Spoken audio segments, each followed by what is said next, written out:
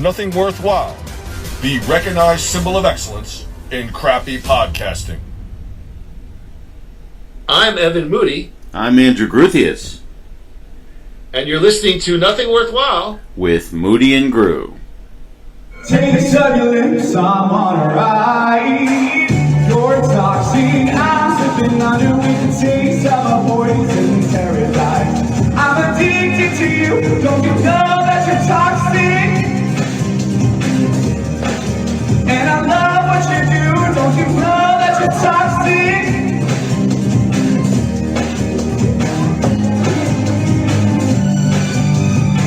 Intoxicating now, we can love it now. I think I'm ready now, I think I'm ready. Hello? Hi, Seth. Yeah? Hey there, it's Doug. I'm sorry, Doug who? Doug Harris. You know Doug Harris. Persian rug Doug. Chili cheese Doug. SPF 60. Oh, of course, man. SPF 60, how are you, brother? Been a long time. I know we haven't spoken in a while, but I was actually calling because I've actually got some really great news. I'm getting married, bud. Wow, that's amazing. Congratulations. We're very excited, and in fact, I'm doubly excited because I'm calling to see if maybe you would want to be my best man. Wow. I mean, this is a little bit awkward. I feel like we're not like at that level. It feels like we don't know each other that well, you know? No, I don't feel that way. I mean, what about that, Seth? What about that weekend in Carlsbad Caverns? I mean, that was the 9th grade field trip. The whole class went. Can I give you the dates? Maybe you can just look. You want to look into it? If you still there, Seth? I don't know what to say, Doug. I mean, I didn't invite you to my wedding. That's okay. That's okay. You know, you can't invite everyone that you want to. Actually, we did invite everyone we wanted to. We had like 400 guests. Freshman year, your roommate? I heard you died. No, that's Len Brophy. I'm the other one. Truth be told, you're the first person I thought of. Is that a yes or a no? Hola, Eduardo. We're sorry. You have reached a number that has been disconnected or is no longer in service. If you feel you have reached this recording in error, please check the number.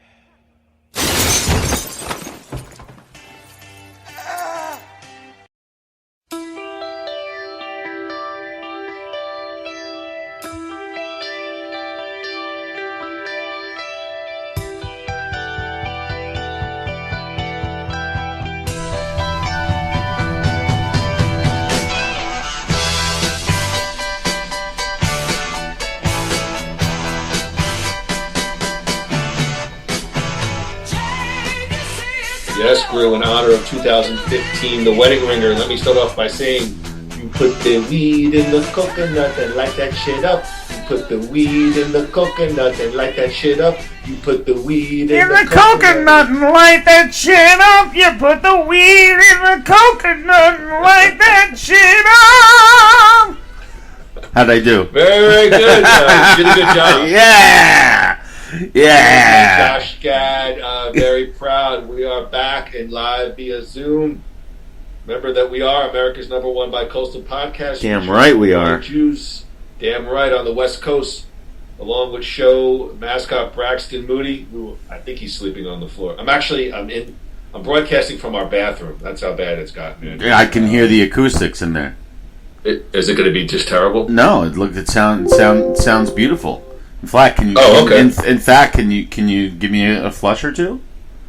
Hold on 1 second. I should have. There you go. Yeah, get it down there. Go. Did you pick any of that up at all? Oh yeah. Pick any of that up? Oh, okay. Yeah. Well, so, I feel like that's where we do some of our best work. In the toilet, in the crapper. In the toilet. In the crapper. On the East Coast, he is annoying Jew number 2.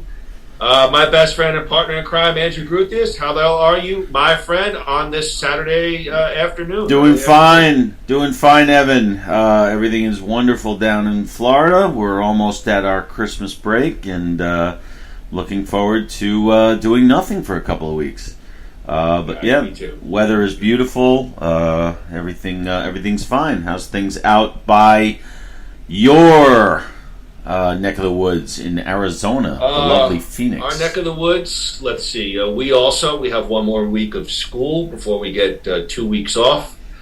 We had like our big district administrative Christmas party. We met up at this restaurant for like a late breakfast, early lunch, and it was nice to see everybody. They're all in different departments, different offices, and then like within 5 minutes, no one has anything to say to each other, and it's just awkward silence until the food comes out. Of course. Yeah, that's what it was like. We had our party last night.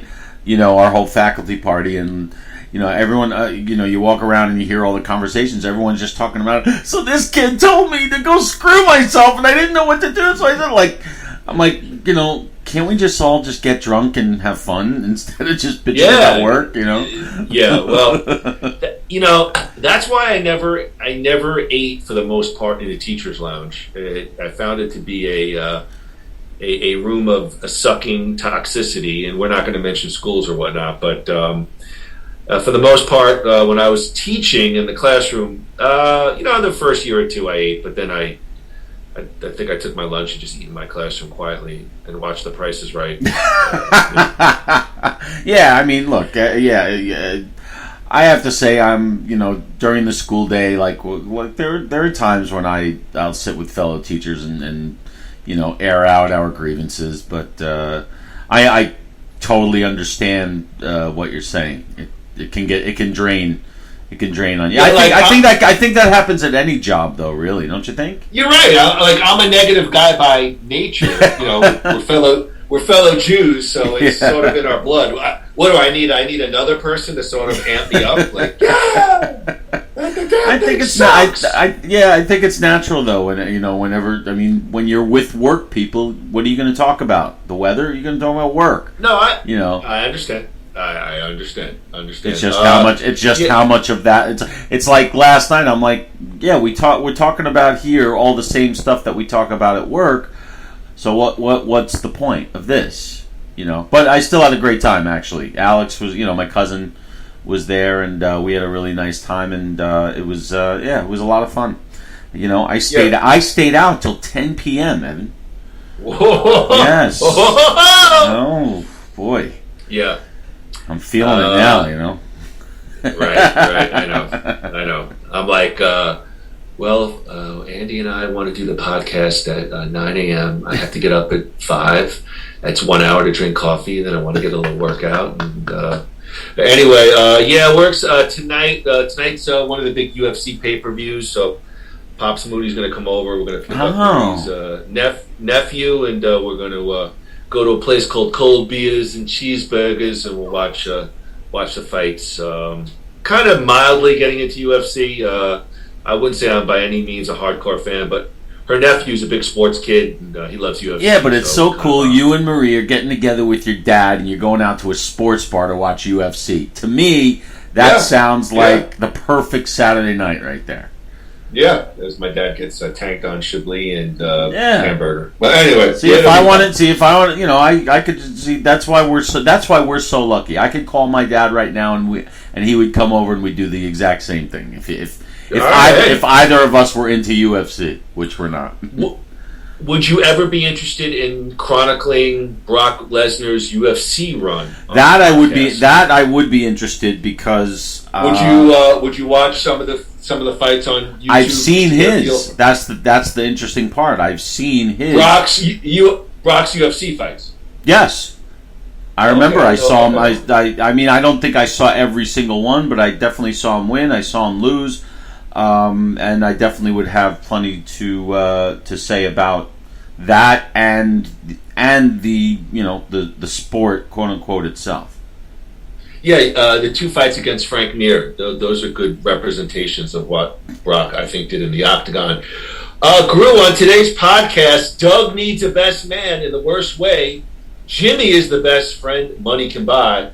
But sometimes when you buy a friend, there's a price to be paid. So today, 2015's The Wedding Ringer will indeed get the Nothing Worthwhile treatment. But first, Groo, today's Nothing Worthwhile podcast, 2015's The Wedding Ringer, is brought to you by New You Life Center. New Life Center is growing. Marie is excited to announce they are moving to a new location. Check them out in Phoenix at 4515 North 16th Street, Suite 105.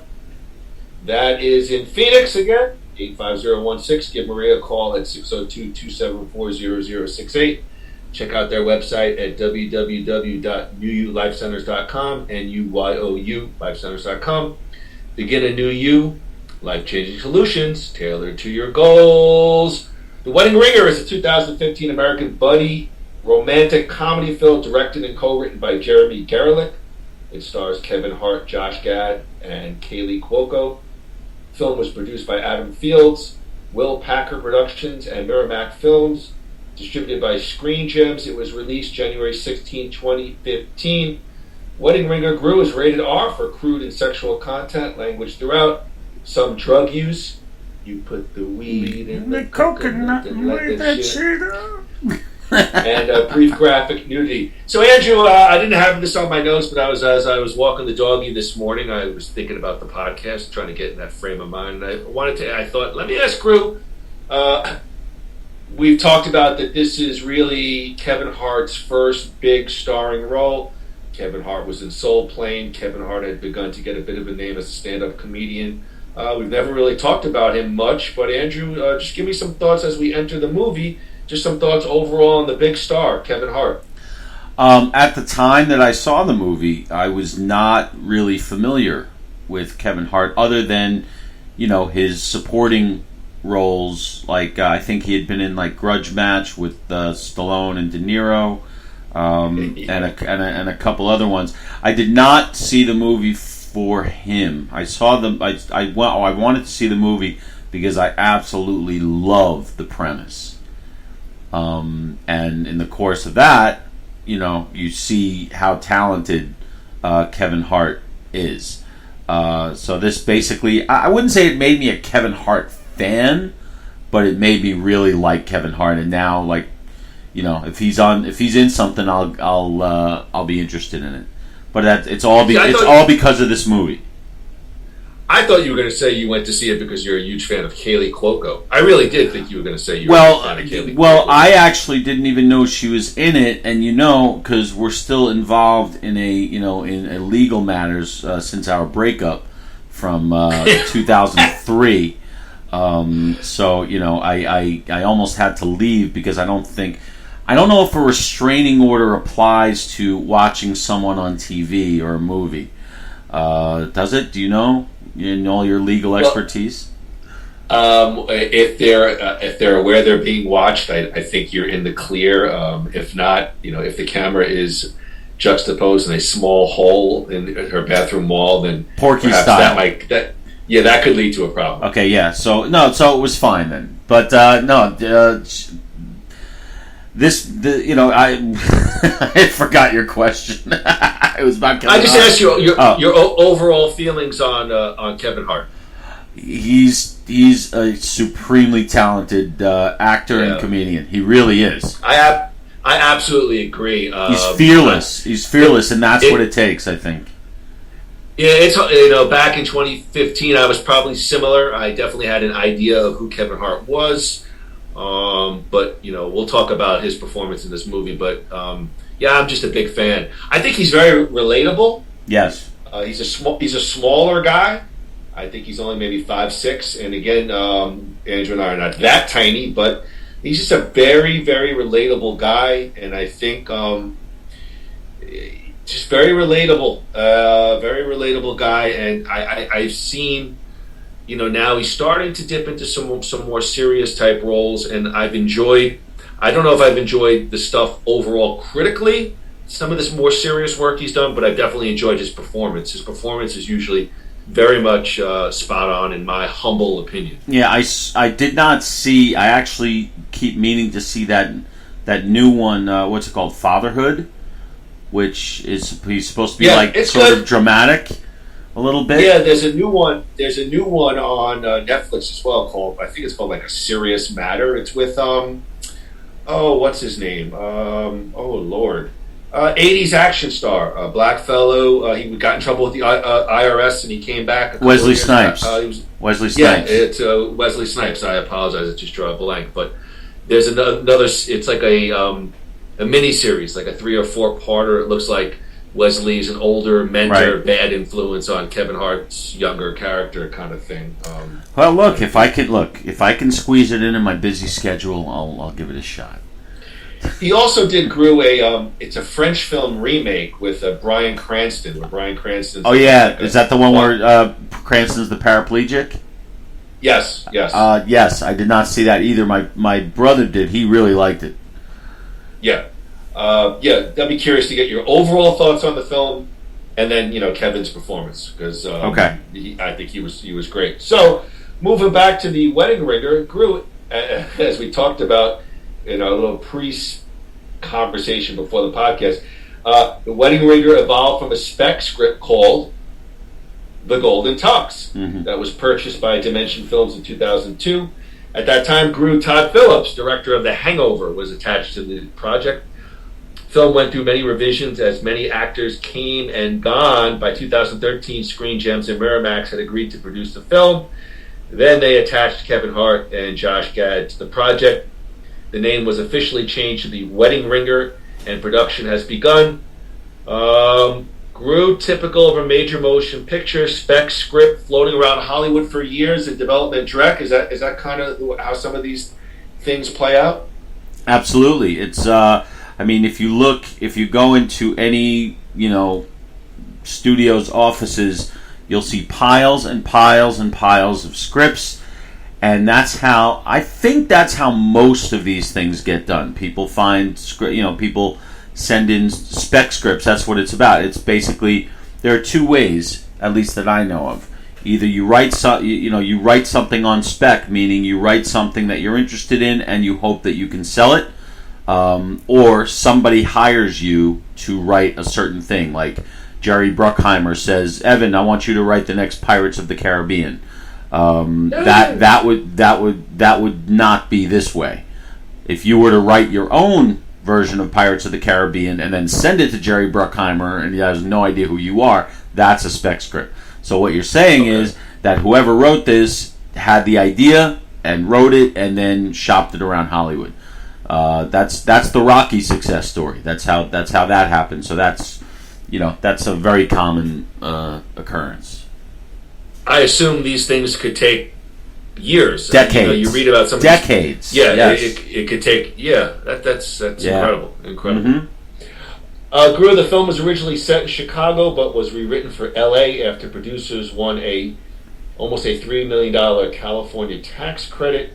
Filming took place in Santa Monica and Marina del Rey over the course of about 40 days in the fall of 2013.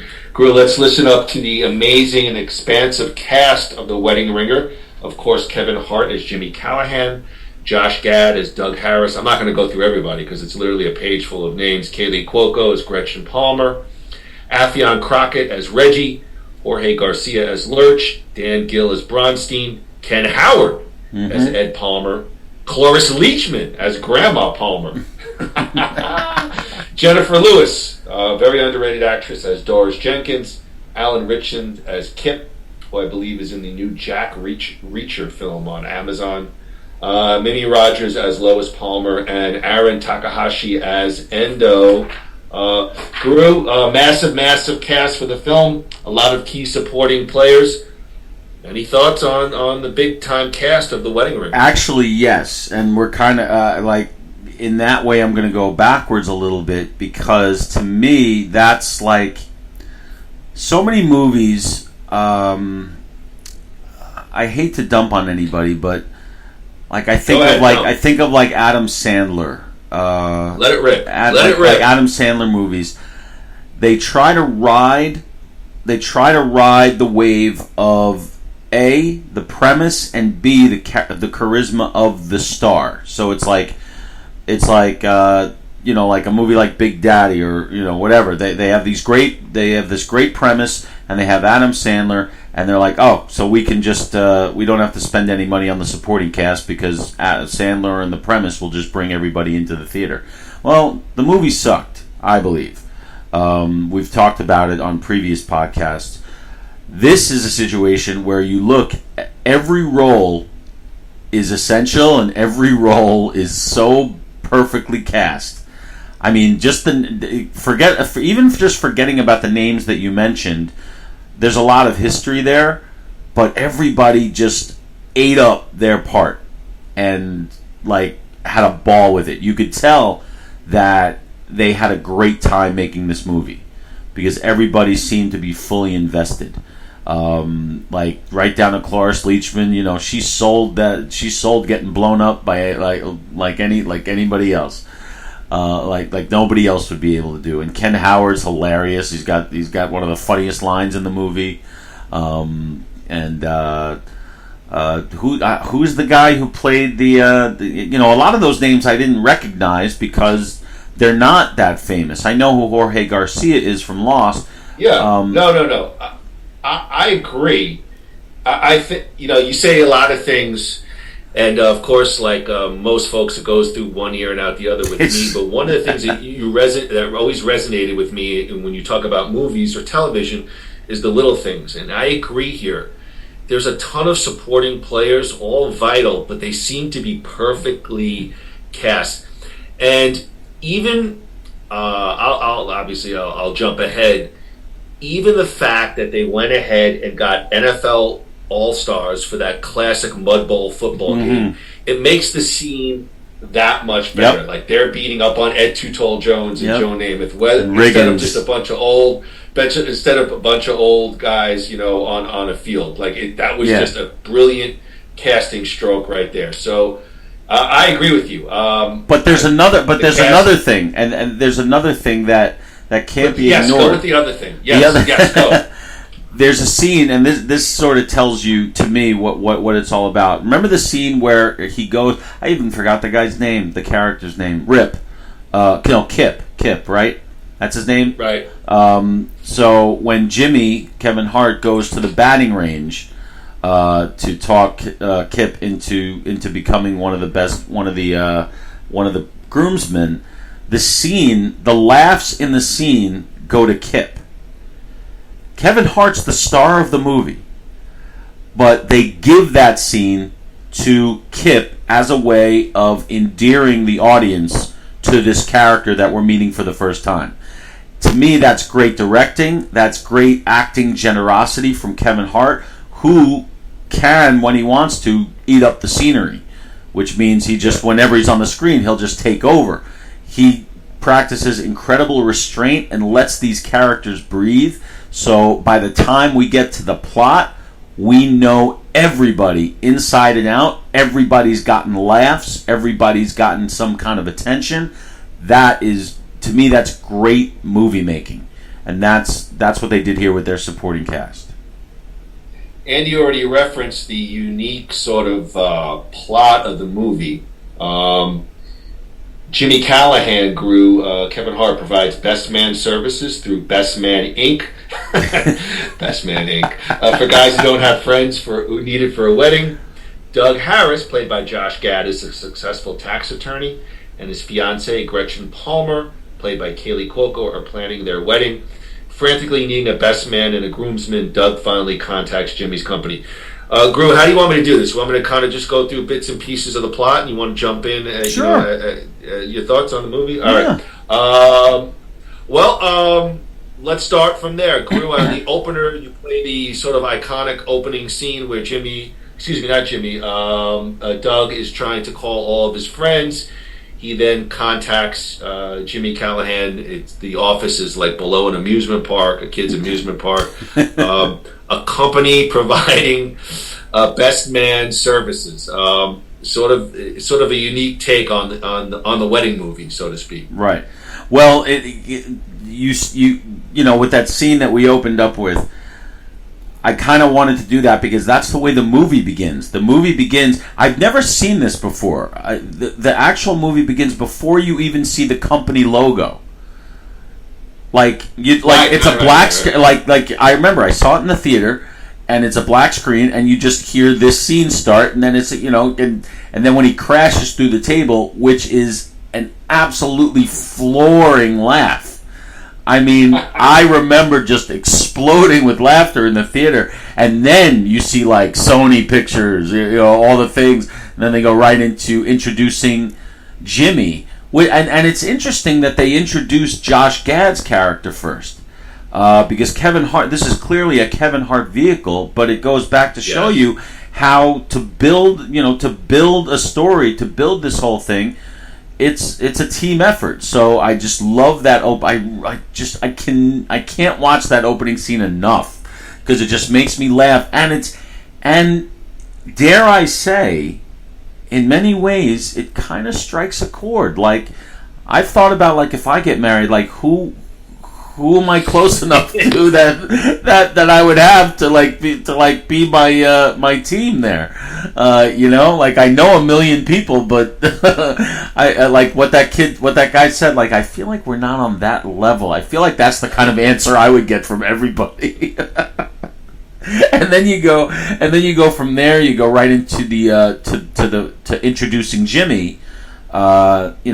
We see what he does as the opening credit sequence, which is great. So by the time you get through the opening credits, you know exactly who Doug is, what his issue is. You know exactly who Jimmy is, and you can see where the movie's going to go because it is kind of a by the numbers plot, but at the same time, you already know that they're going to throw a lot of curveballs your way. They're going to throw some surprises at you just by those first two scenes alone.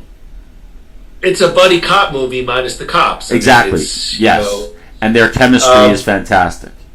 Well, I love, which takes us to that Doug is going to request this mythical option that Jimmy has never provided, which is the Golden Tux. I love the way Kevin Hart says, "Whoa, you're asking for a Golden Tux." Like, that was just really funny to me. Like, I'm looking like almost you can see the menu of options that, if you give Josh Gad's character, you could get the two groomsmen. So Groo, I want to jump on what you said there, because one of the great lines in that part is like, it's not on the menu because that's what we joke about. We joke about that, right.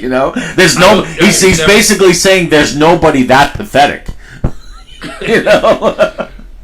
Well, Groo, a Golden Tux is 7 groomsmen to match with his wife-to-be Gretchen's bridesmaids, which, as Groo's mentioned, has never been done before. Jimmy agrees to do it for $50,000, all expenses paid. Then the movie really takes off, Groo, as we meet Jimmy's friends. 3 of Jimmy's friends are recruited as groomsmen. Fitzgibbons, a federal prison escapee. Lurch, who has a nagging wife. And Reggie, an airport security guard. Oh, I love that. Oh my God, I love Reggie. He's hilarious. He's coming on. He's coming on to the women as they enter security in the airport. Yeah. Oh my God. I think he's a pretty well-known stand-up comedian as well, Affion Crockett. They interview for the 4 remaining spots. They choose Kip, who's a ripped, muscular guy with a bad stutter. Endo, who has 3 testicles. Bronstein, who could dislocate and relocate his shoulder, and Otis, I think he's the security guard who could say sentences backward. So, we talk about that supporting cast, so you got a lot of texture there with all these... I guess I made a mistake. So it wasn't Kip I was talking about, it was Bronstein. Is that the escapee? Escapee is Fitzgibbons. That's the one from the batting range. That's the one I was talking about. Yeah. Doesn't he push the kid in front of a ball? Yes, like that? He's like, I'm in charge. Shut up. As he's talking to Jimmy, and I love comedy like that. I love the background stuff that is not the center of the scene, but is sort of in the background. So it's like, there was this one scene I know I'm getting off topic here, but there was this one scene in a movie that I don't even remember what it was, but it's 2 guys, it's a bunch of kids are playing basketball, and 2 friends, guys like you and me, are just sitting on the sideline talking. They're wearing whistles like they're supposed to be refereeing, but they're not. They're talking about what the movie is about. But in the background, you could see that the kids are beating the living shit out of each other, and these 2 guys don't even notice. They're just sitting there talking, and in the background, you just see someone literally power bomb a kid, And that's this movie has a lot of that. It's got a lot. It fills the screen with stuff going on, so and that's what they mean by supporting cast and support. That's pretty much what they mean by it, and this movie does it so well. Yeah. Doug tells his fiancee Gretchen that his best friend is Bick, a military priest based in El Salvador, Bick and Mitchum. she insisted he also comes to the big family brunch. Bick Mitchum, that is. Groo thoughts on the early setup of the film and the titular name for Kevin Hart's best man, Bick Mitchum. What a fucking name that is. That is one of the best fake names I've ever heard in any movie. Bick Mitchum. Motherfucking Bick Mitchum. Motherfucking Bick Mitchum. I just... The places they go with that name... You know, a lot of times in movies, like, when you have silly names, they treat it like a farce, but everybody... This is a good example where you see everybody is just fully invested in this crazy plot. And this is part of it. And everybody's believing it. And everybody's into it. And like, what a great name. And even the way it's discovered is it's flimsy, but it works. You know, and so yeah, and they have a lot, and Josh Gad and Kevin Hart have a lot of fun with that name together in a couple scenes that they have together where, you know, big, like, to me that stuff's hilarious. It's just, and it's probably not even in the script. It's probably just them riffing on it. Yeah, I bet you Kevin Hart freeformed that. Yeah. So they're going to go to the big family brunch. Doug, Josh Gad, gets nervous, almost blows his cover until Jimmy accidentally sets Gretchen's grandmother on fire. In the emergency room, Jimmy lies to Gretchen's father, Ed, saying that they used to play football, so he challenges them to a football match with some of his old college teammates. Groo, family brunch, Cloris Leachman on fire. Yeah, by the numbers, silly, probably not needed, but by this time, it doesn't matter. And it's like a lesson like movie makers could learn. Once you've sold your audience and you've got them, which by this point in the movie everybody's invested, it doesn't matter. It almost doesn't matter what you do, because instead of Cloris Leachman blowing up being stupid, you're laughing because of the characters, because of and the way it sets up the hospital scene afterwards and the lines that they're just saying, you know, like, how do you like your grandma? Well done or medium rare? I mean, Jesus Christ, what a great line. And it's not even Kevin Hart, it's Ken Howard who says that line. And I mean, and there's a lot of convenience, like it's a little contrived how much they're like saying, oh no, we have to have Bick has to be here, you know. It's almost like trying to set it up so it puts Gad in a tough spot. But like I said, at this point it doesn't matter, because that's exactly what the audience wants to see. They want to see the mayhem that's going to happen when Bick shows up. So great scene. Yeah, I agree. It's the scene. The scene is probably a little bit low-hanging fruit, but it's done so well. Exactly. With all the players that you don't really care. Right.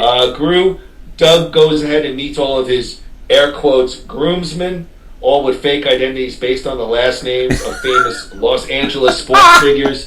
There's Plunkett, Rambis, Garvey, Alzado, Drysdale, Carew, and Dickerson.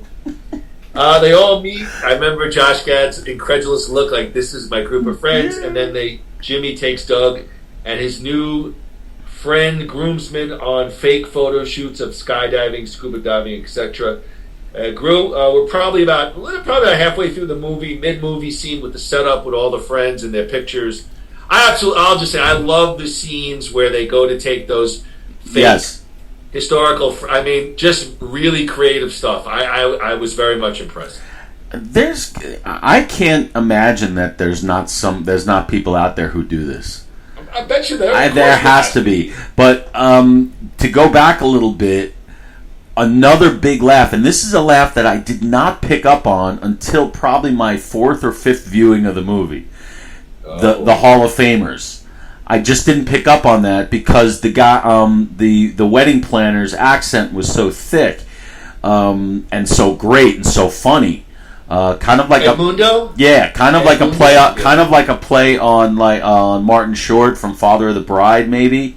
But he was saying like, okay, we contact Mr. Drysdale, Mr. Carew, Mr. Garvey. I'm sitting there listening, like, wait a minute. I'm like, Steve Garvey, Don Dresden. I'm like, holy shit, that's hilarious. And one of the funniest parts about that is because, why the writing is so great is because that is right up Josh Gad's character's alley. It's exactly what he would do, what Doug would do. Because that's his business. Yeah, I think he's kind of like a sports agent or something. I'm not sure what he does, but he's very wealthy. He's a tax attorney.